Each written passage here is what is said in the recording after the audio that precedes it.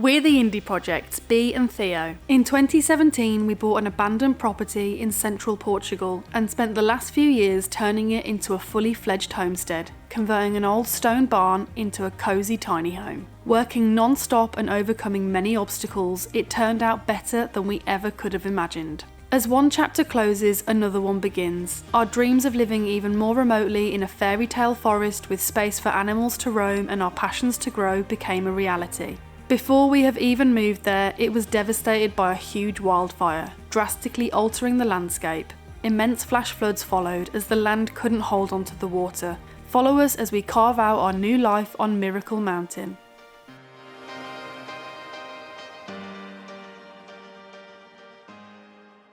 Good morning and welcome back to a brand new video. I've got my stuff for the chicken chores. I'm just heading down to them now and I've got Furrnando in front. Ginjey's lounging behind me in the sun, but I know they're going to follow me because they always do. It's another exciting day here on Miracle Mountain and I'm excited to bring you along with us. These two have become so playful together. Oh, here we go. Since we moved here. Are you in the mood for playing, Ginj? Look at that. Hello. Hey, Ginjins. Say hello to everyone. Furrnando. And the games begin. This is my favourite part of the walk to the chickens. I love where the trees create this little tunnel through the road. It's so beautiful.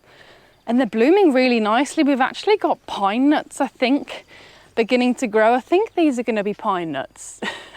Because I think these are, when I say pine nuts, I mean the edible ones. Because these look like the umbrella pines that produce the edible pine nuts. Here's Furrnando. Hey boy. Both the cats are here, following me like dutiful stewards of the land. Hey Ginjins. Hello, my sweet girl. Hello. Oh, straight past, okay. Oh, and there's Theo. He's just down on his way to the goats to see them and also do some stuff down at the garage as he needs to fill the tractor. So I'm gonna go up to the chickens now. Oh, Ginjey's in the tree. Little fact for you guys, when we adopted Ginjey, it was when I worked at a vet's, and Ginjey had been brought in as a kitten, found up a tree in the local town.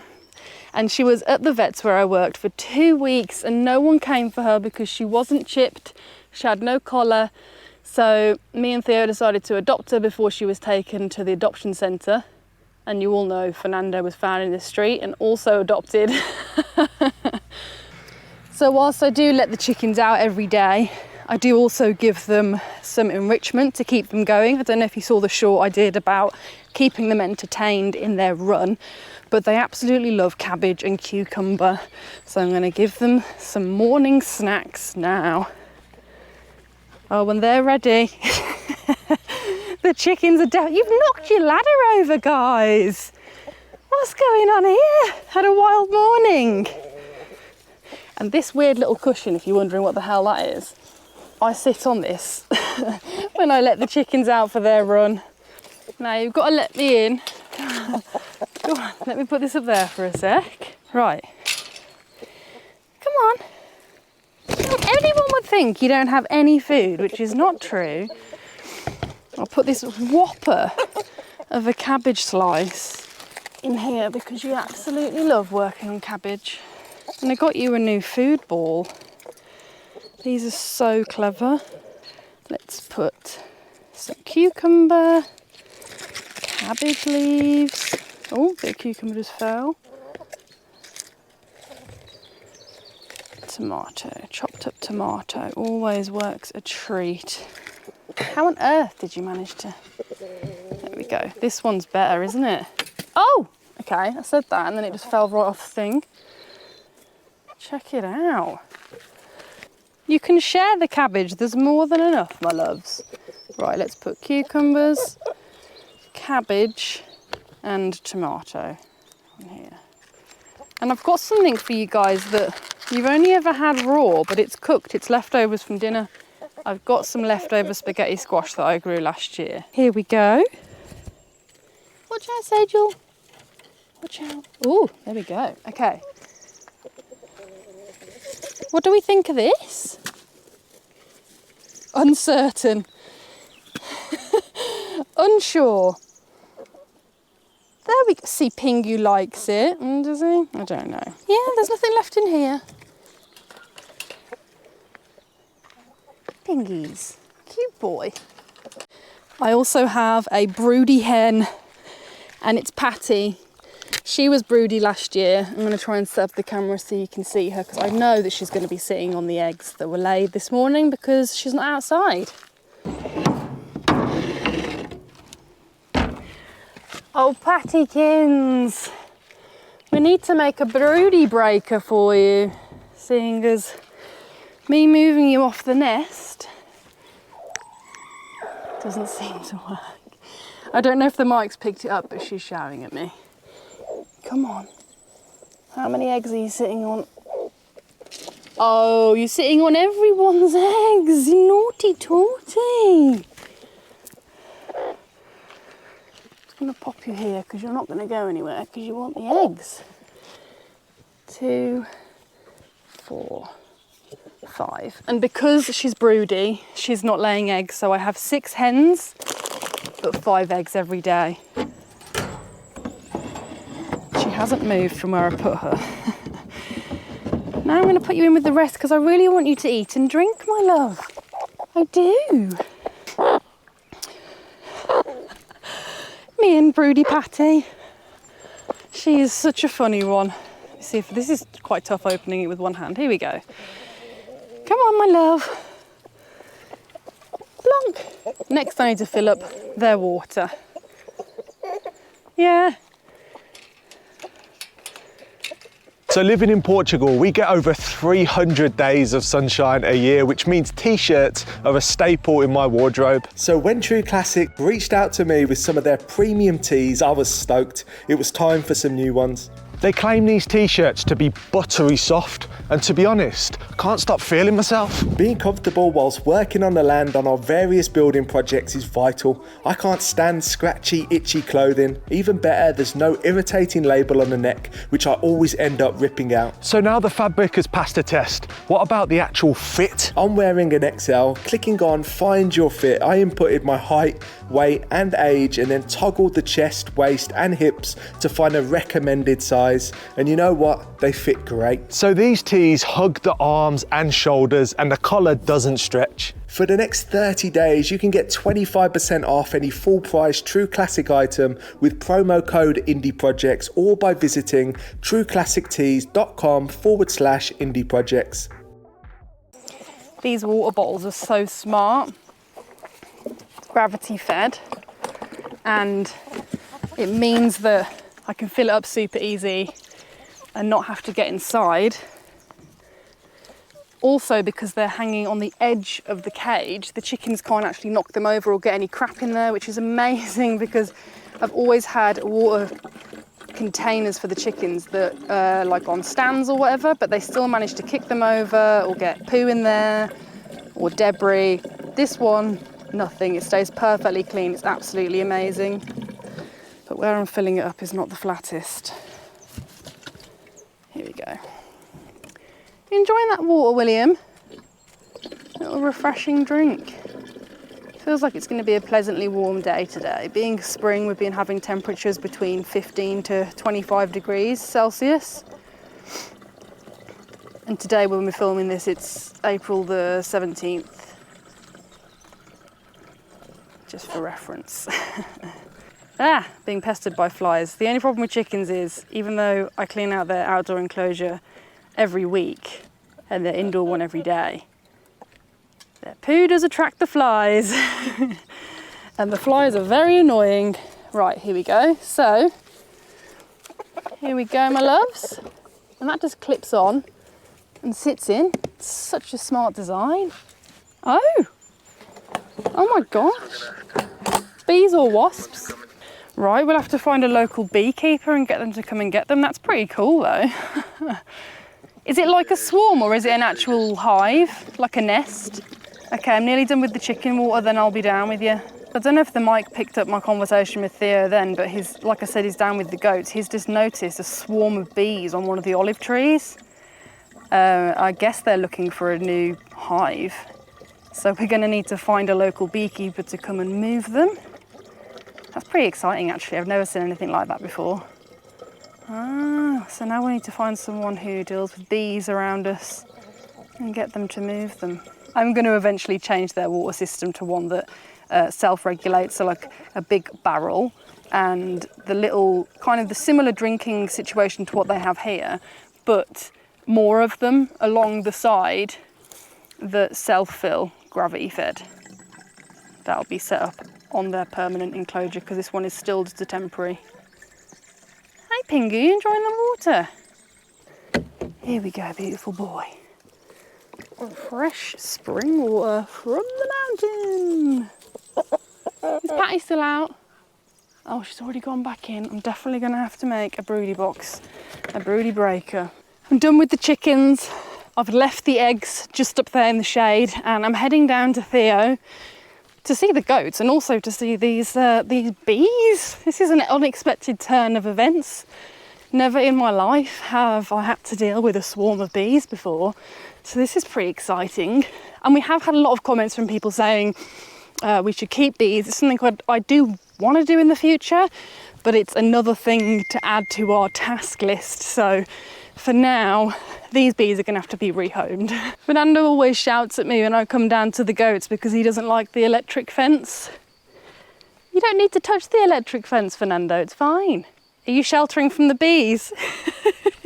I was just in the workshop. I came out to check on the goats and I looked over and something looked really unusual in one of the olive trees, and it's a massive swarm of bees. So we need to get rid of that because it's very close to the goat enclosure. The goats are all staring at me right now and I don't want them to get stung, and I don't want to get stung because I'm down here multiple times a day looking after the goats.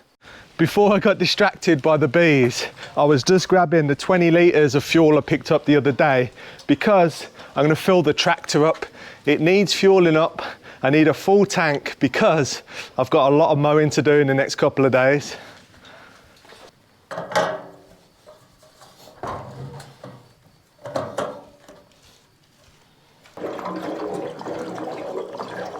So now the tractor's all fueled up and ready to go for mowing season.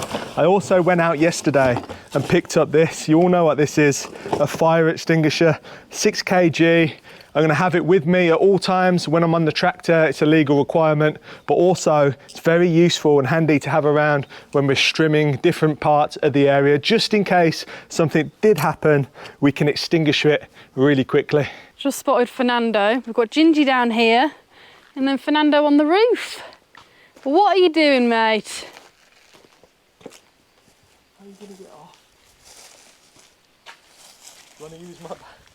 If you go, he's walking away, but he normally would use your back. He must have got on from the back where it's lower down. Furrnando, what are you doing? Crazy boy. So I've just spotted the bees and oh my gosh. I'm absolutely speechless. I've never seen anything like that. There's so many of them. Come down. Come on.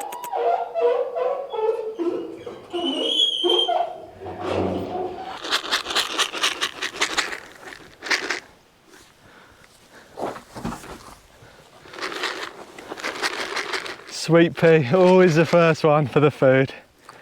So we got some really sad news to tell you guys, and unfortunately Aurora, one of our younger goats, she was about 3 years old. She passed away last week, which was really shocking, really out of the blue and really unexpected.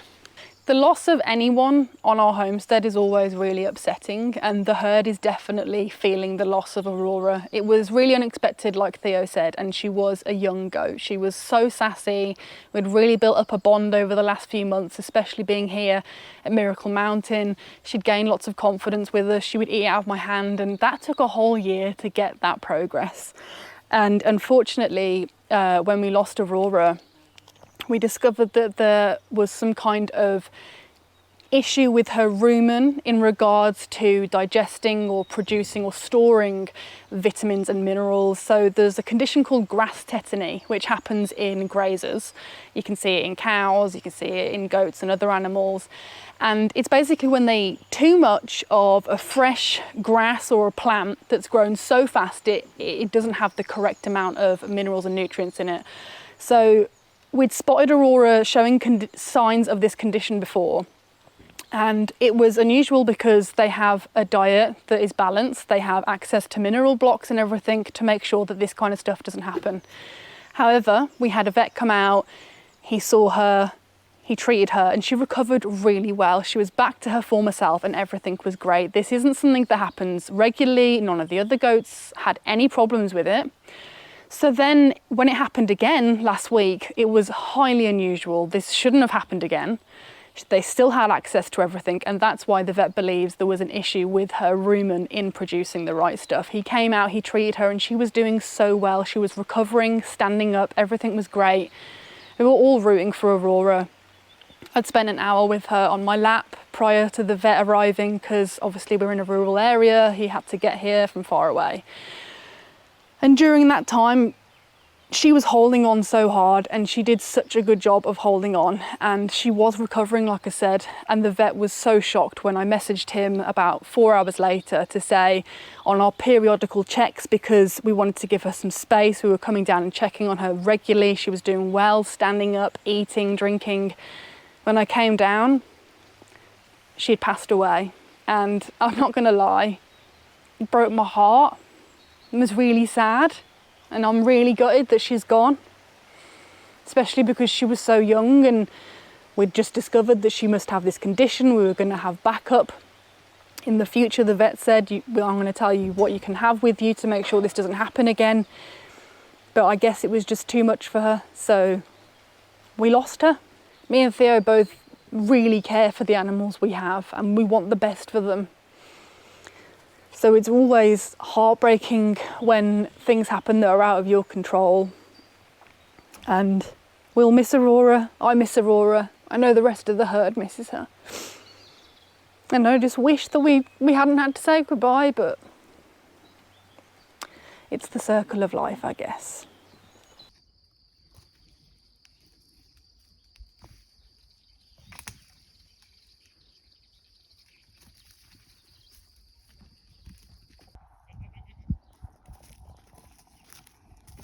But Aurora's at the door now.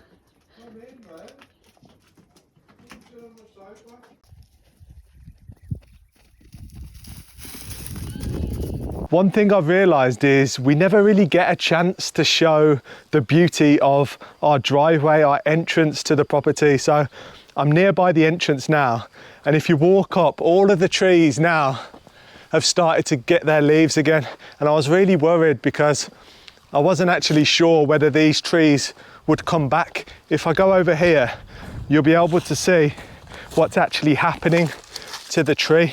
It's completely flaking all of its bark on the trunk where it got hit by the fire.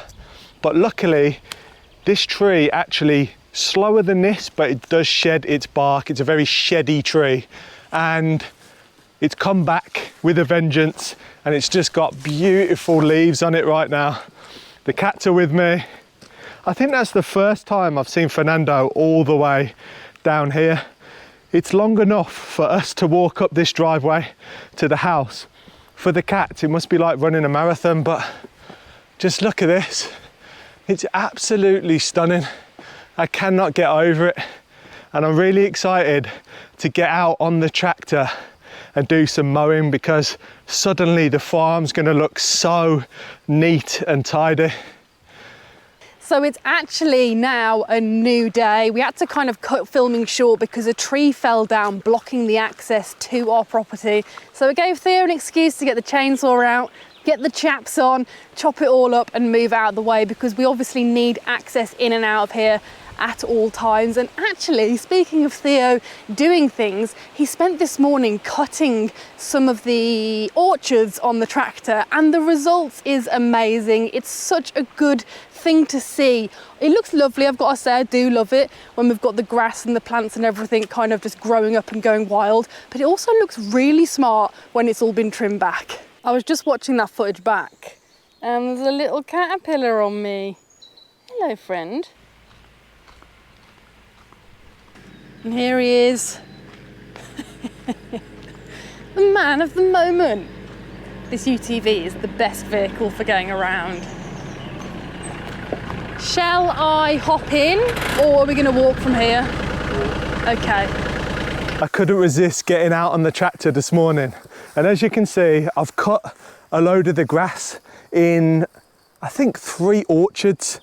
These are 2 massive orchards here. It was a lot easier to navigate the tractor through these trees. But as I got further up, the trees get tighter and tighter. And I'm happy that I didn't go for any bigger tractor because it just wouldn't have fit these orchards. But as you can see, we've got the longer grass here, and I'll have to come back with the strimmer. All of these trees, we've done basically like a soft prune, maybe you'd call it. Just a light prune, that sounds better. So we've done a light prune just so I can get the tractor down these rows, and it's worked amazingly well. Next winter, springtime, we'll do a hard prune and figure out which trees we're going to keep. But surprisingly, a lot of the trees have got new growth, as you can see the green parts on the trees.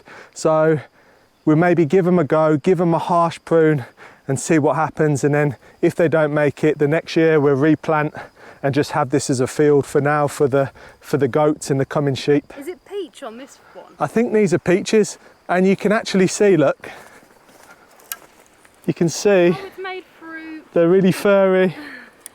I'm looking forward to trying all of the fruit at different times around the property, and the cherries are coming up really soon. So we're going to make a video all about the cherry harvest and what we do with them.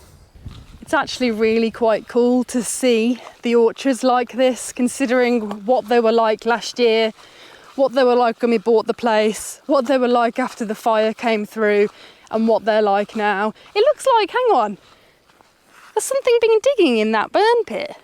That was the tractor tyre. So the tractor tyre had a little bit of fun in one of the fire pits. With all the pruning that we did, it was faster and easier to burn the piles of the pruned dead branches. But it's actually amazing to see the change, and I'm quite excited, if my knee will permit, to get on the strimmer and get between these trees and all these lupins, as beautiful as they are. My gosh, do they like to take over. We've got billions of them.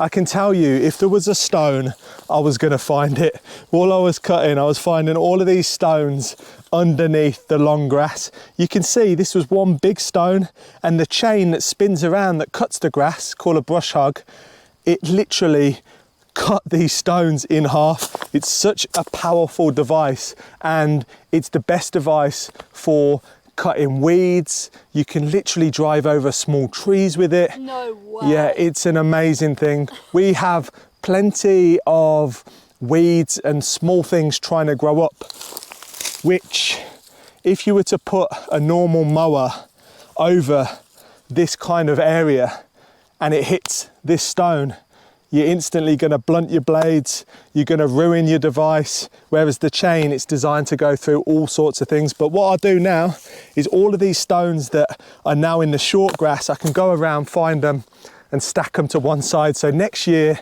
every year gets a little bit easier. And this is why everywhere has stone walls, isn't it? Exactly, there's just stone everywhere.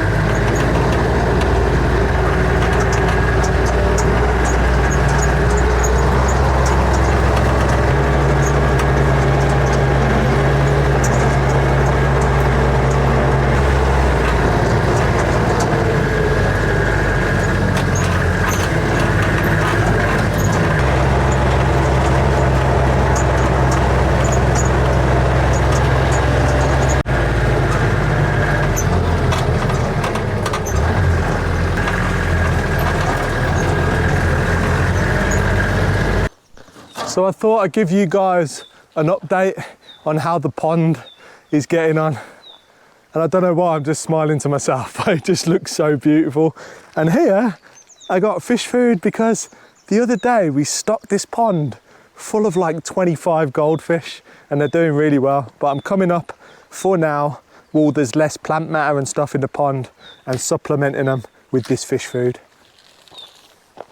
It's so gloriously peaceful up here. This pond is now home to 2 different species of newts, and there's actually quite a lot of them in here. Tons of frogs and 25 goldfish of 2 different varieties. They're cold water goldfish, they're perfect for this pond and they're loving life. Because a little breeze just came up, it just blew all of that food. Work with the wind. You work with the wind. Can we just take a moment and appreciate how nice this pond is? It's perfectly clear, which is incredible for us, but it's not so great for the fish. So the fish need cover, and we've created quite a few areas of cover because there are lots of predator birds who will want to eat them. We have kingfisher, we have a resident heron here on the property as well that we've seen a lot. What other birds? Eagles, all sorts of birds will eat the fish. So we've created loads of different cover. We've got a massive terracotta pot that we sunk right to the bottom. We've got a smaller terracotta pot that we sunk to the bottom. Then we have a meter long concrete half pipe to create some more cover that they can swim underneath if they feel threatened or want to get out of the way.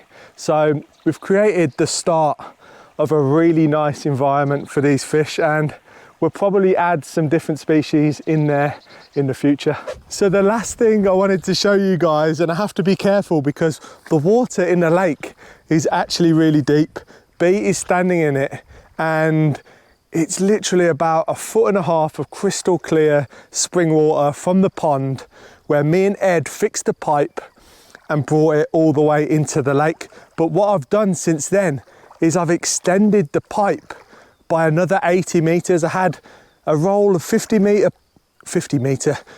mil pipe just lying around. So I thought, why not connect that to the other pipe and bring the source of the water over this side of the lake so I can run some experiments and try and find where the lake is actually leaking. And it's working so well because this area of the lake is filling up so quickly. It looks amazing. It's like a wetlands at the moment. It's about 1/2 foot all the way over. And obviously there's quite a few high points, and the problem I was having is the source of the water was all the way over the other side and no water was managing to get here, which is crazy because that means the leak, which must be over that side, and the leak is greater than the water coming in. 44,000 litres in 24 hours. Every 24 hours is coming in to this lake from the spring. So we must be losing more than that somewhere over the far side. But here, my experiment is working. So what I did is I just piped it over into a higher area. And my goal was to try and connect this basin here and the basin over there. And what's happened is the experiment is working, which I'm stoked about, and water is starting to flow from this basin into that one, which I'm hoping they'll both level out and start to fill up the lake. Obviously it's the wrong time of year to be doing this. We need to do this when we've got the help of the rain in October. But I thought throughout the summer, why not just experiment, put the hose pipe in different places and see how it rises. And that way, maybe I can find the leak in the lake and then I can fix that part instead of having to rip the whole lake apart and do it all again, because that's going to be very expensive and this is going to be a more cost-effective method. Who knows if it will work? Well, this water's just running out of the pond every day, isn't it, anyway? Exactly. So 44,000 litres a day out of our spring. It's only going to run off the land.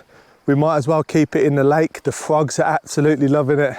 And I'm just stoked my experiment is working. So I'm going to move the hose pipe somewhere else and see if I can get that filled up. But thank you for watching. It's been a good video. I hope you've enjoyed it and we'll catch you on the next one.